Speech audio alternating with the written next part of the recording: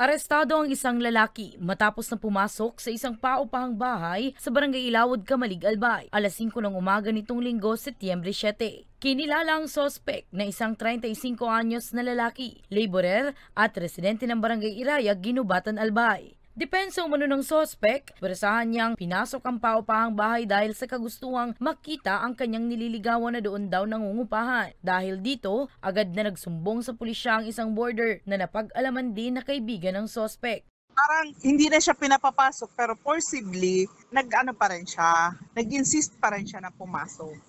Wala man po siyang natangay na anong bagay. Parang hindi man po siya magnanakaw doon. Parang siguro may other business siya doon.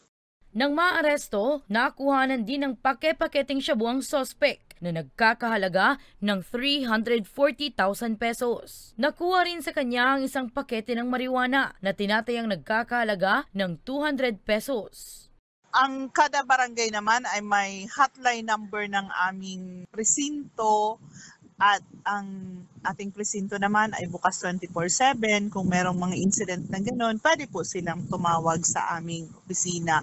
O kaya meron po tayo ngayon yung dadaya lang nila yung 911 para sa agadang pagresponde. Sa ngayon, nasa kustudiya pa ng Camalig MPS ang sospek at nahaharap sa kasong trespassing dwelling at paglabag sa Republic Act 9165 o Comprehensive Dangerous Drugs Act of 2002. Para sa mga balitang Tatak, Bicol, Danica Garcia.